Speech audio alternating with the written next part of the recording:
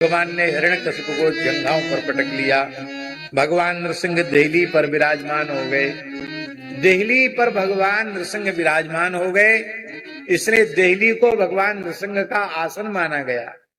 देहली पर खड़ा नहीं होना चाहिए, देहली पैर से छू जाए तो स्पर्श करके देहली को प्रणाम करना चाहिए। पूर्व काल में माताएं सूर्योदय के पूर्व गाय के गोबर से मिट्टी से चौका लगाकर देहली का पूजन कर देती थी, इसलिए घर में कोई उपद्रव नहीं होता था, अलाय बलाय नहीं घुसती थी। अब तो घरों में देहली ही नहीं है बिना रोक टोक, इसलिए कम से कम मुख्य द्वार पर तो देहली अवश्य बनानी चाहिए। देहली द्वार देहली आवश्यक है प्रत्येक भवन में। पुराने मंदिरों में देखा होगा, घरों में देखा होगा, सब घरों में देहली बनती है।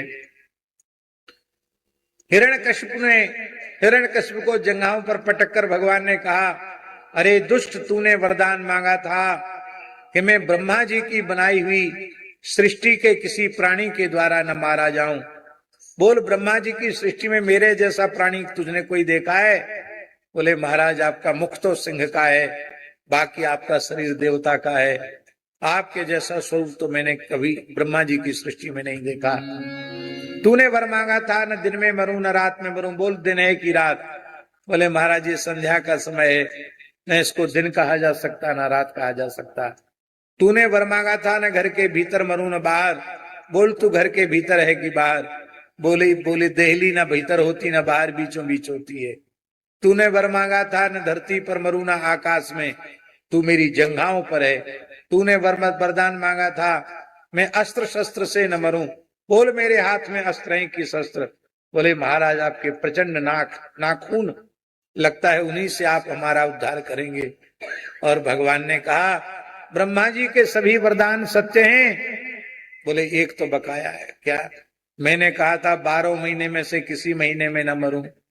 भगवान ने कहा, तुम्हारे लिए हमने 13वां महीना बना दिया, पुरुषोत्तम मास। उस समय अधिक वैशाख मास था। बोले, ब्रह्मा जी के सब वरदान सत्य हैं? बोले, हाँ सत्य हैं। पुरुषोत्तम मास अभी जेठ में आने वाला है, इसका बड़ा महात्म्य है। पुरुषोत्तम मास में कोई भी सत्कर्म हजारों गुना हो जाता है, अनंत गुना हो जाता है। कार्तिक मास में जो दीपदान की विधि है, वो दीपदान का पुण्य अधिक मास पुरुषोत्तम मास में 1000 गुना बढ़ जाता है।